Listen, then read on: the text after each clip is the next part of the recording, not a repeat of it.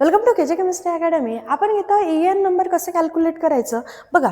ENचा formula काय असतो? EAN म्हणजे इफेक्टिव्ह ॲटॉमिक नंबर इक्वल असतो Z minus X plus Y. तर झेड काय आहे? Atomic number. बघा इथं कोबाल्ट आहे, तर कोबाल्टचा ॲटॉमिक नंबर 27 मायनस याचं काय काढायचं? ऑक्सिडेशन स्टेट किती येईल? 3 प्लस वाय म्हणजे बघा टोटल नंबर ऑफ लिगँड किती आहे? 6. वाय म्हणजे काय होईल? टोटल नंबर ऑफ लिगँड किती आहे? 6. त्याला इंटू काय करायचं? 2, कारण की इलेक्ट्रॉन लिहितो आपण. तिथं बघा किती येतील?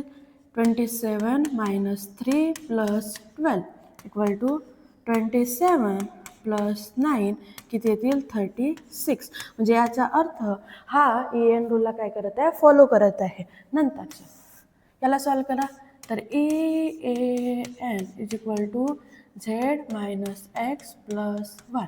चला फिरतचा ॲटॉमिक नंबर 26 मायनस याचा काय येईल? 3 प्लस लिगँड किती आहे? 6 इंटू काय करायचं? 2. हे 3 काय आहेत?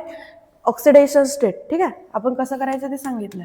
26 मायनस 3 प्लस 12 किती येईल? 26 प्लस 9 किती येईल? 35. याचा अर्थ हा EN रूलला फॉलो करत नाही आहे.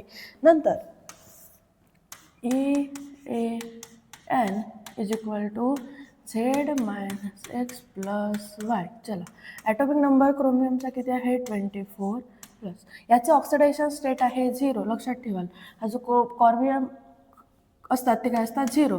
बस लिगँड किती आहे? 6 इंटू काय कराल? 2. तर 24 प्लस 12 इक्वल टू काय येईल? 36. म्हणजे हा पण काय करत आहे? तुमच्या EN रूलला काय करत आहे? फॉलो करत आहे.